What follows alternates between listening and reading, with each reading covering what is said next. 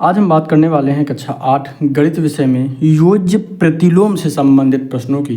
योज्य प्रतिलोम क्या होता है, चलिए शुरुआत करते हैं। अगर आप चैनल पर नए हैं तो सब्सक्राइब जरूर करिएगा। संपूर्ण गणित को कक्षा 8 से संबंधित जितने भी प्रकार के टॉपिक आपकी पाठ्य पुस्तक में हैं उन सबको यहाँ पर हम कवर करेंगे, इसलिए सब्सक्राइब जरूर करिएगा।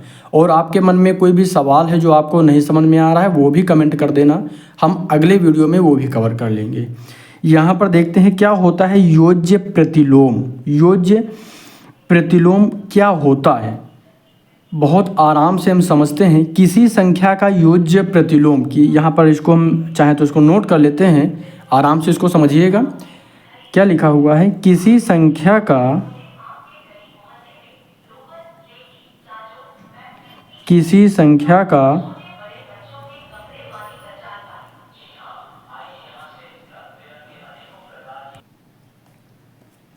किसी संख्या का योज्य प्रतिलोम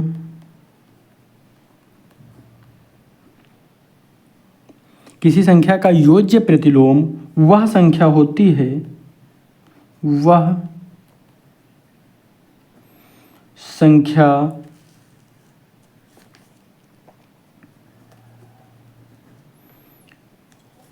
होती है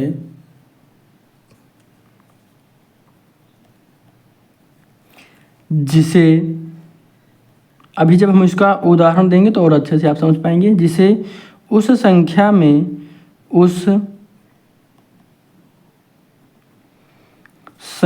में जोड़ने पर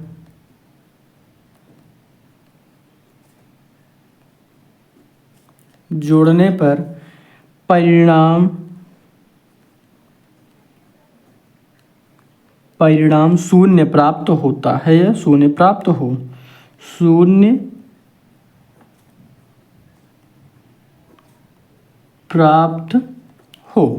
होता है।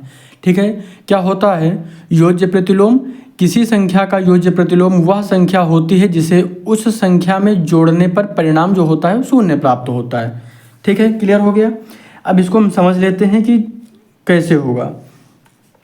कोई भी संख्या दी जाए आपको, आसानी से आप पता कर सकते हैं उसका योज्य प्रतिलोम। जैसे हम अगर आपसे पूछें 5 का योज्य प्रतिलोम, 5 का योज्य प्रतिलोम, 5 का योज्य प्रतिलोम क्या होगा, तो -5 होगा। अब यहाँ पर पता कर लेते हैं कि इन दोनों को क्या कहा गया है परिभाषा में, किसी संख्या का योज्य प्रतिलोम वह संख्या होती है जिसे उस संख्या में जोड़ने पर परिणाम शून्य प्राप्त हो। तो इन दोनों को जोड़ लो, यानी 5 का योज्य प्रतिलोम 5 है, तो इनको दोनों को अगर हम जोड़ेंगे तो 0 आना चाहिए। तो कर लेते हैं, तो 5 प्लस हम जोड़ेंगे किसको, -5 को, तो क्या हो जाएगा। अब इसको हल कर लीजिए आगे।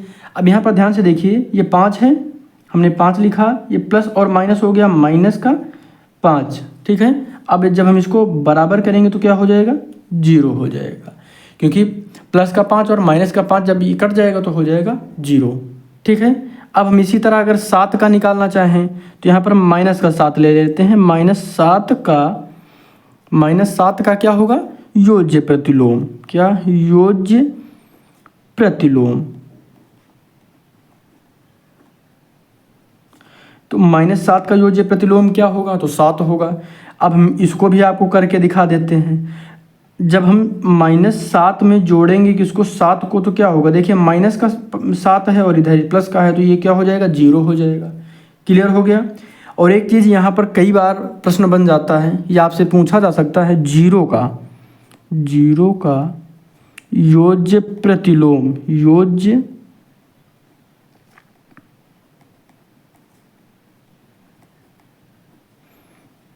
योज्य प्रतिलोम स्वयं, ये क्या हो गया,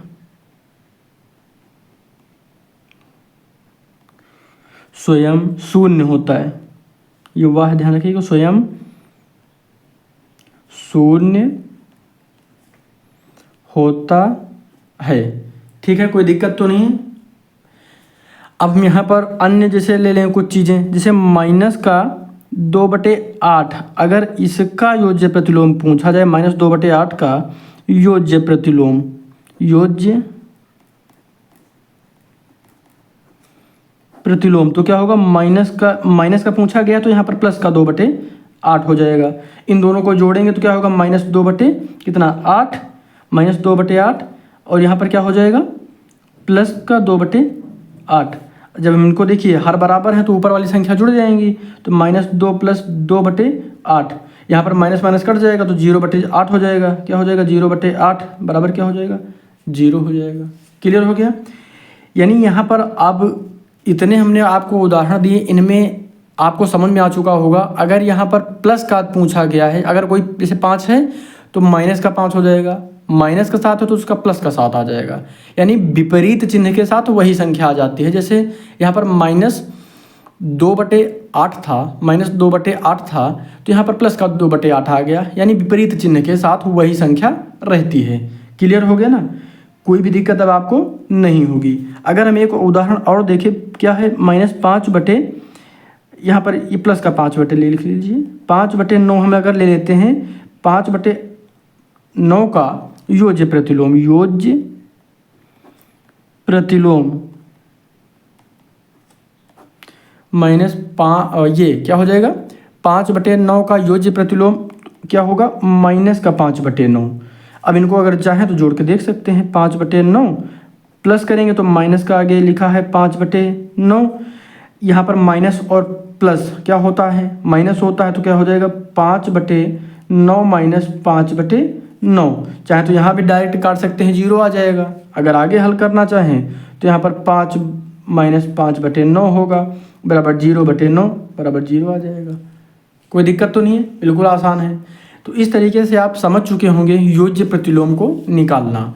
परिभाषा भी मैंने आपको बता दी है, तो कोई भी अब आपको दिक्कत नहीं होगी, बिल्कुल आसान होता है। बस एक बार आप समझ जाएं तो आसानी से सवालों को हल कर पाएंगे। इतना याद रखिएगा, जब भी जिस भी संख्या का आपसे पूछा जाए योज्य प्रतिलोम, उस संख्या का योज्य प्रतिलोम विपरीत चिन्ह के साथ वही संख्या रहेगी। प्लस का 5 है तो माइनस का 5 हो जाएगा। अगर मान लिया कहा गया 2 का योज्य प्रतिलोम -2 हो जाएगा, 4 का योज्य प्रतिलोम -4 हो जाएगा, 1/2 का योज्य प्रतिलोम -1/2 हो जाएगा। तो इस तरीके से विपरीत चिन्ह के साथ वही संख्या आ जाती है, ये हो जाता है योज्य प्रतिलोम। बिल्कुल आसान है, समझ चुके होंगे आप। सब्सक्राइब करिएगा, और किसी भी टॉपिक में आपको समस्या है, कुछ भी आपको नहीं समझ में आता, कमेंट जरूर करिएगा। सब्सक्राइब करिएगा, शेयर करिएगा। धन्यवाद।